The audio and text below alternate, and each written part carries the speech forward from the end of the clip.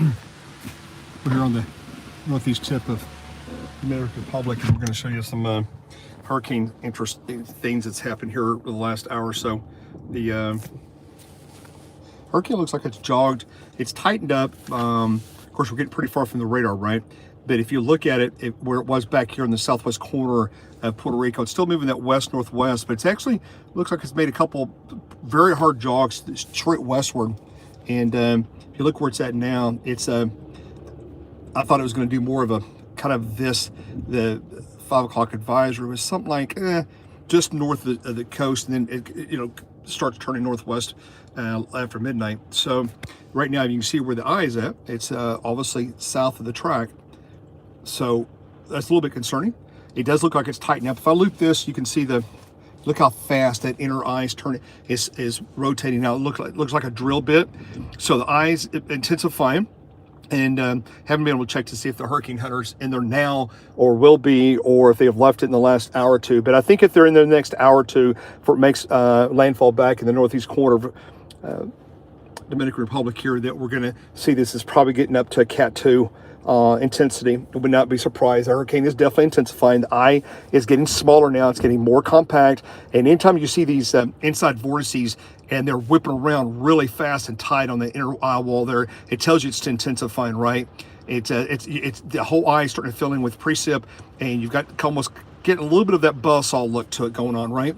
The other thing of interest is that on its current course, it actually may even come up south of me here, right? So I'm on a highway over here by the airport, and I may bust south if I think it's going to make landfall back in the southeast corner here, which very well might happen, unless it starts resuming back a northwest course, and it might be closer to me. But anyway, we're out in the field now. We're going to watch it like a hawk.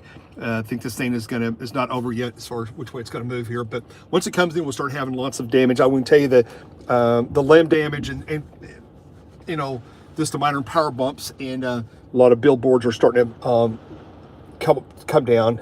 So that's starting to increase. So we'll watch this, but definitely it looks like it's jogged a little bit more westerly than northwesterly. And again, it could do this for a couple hours and then resume that northwest course again. It's very likely that's what's going to happen. But I think it's of interest that we need to watch this right here, because it's definitely intensifying back to the east, southeast. We're going to take a direct hit here, and I think it'll be at least a Cat 1, might even be Cat 2 here, northeast Puerto Rico and this general area.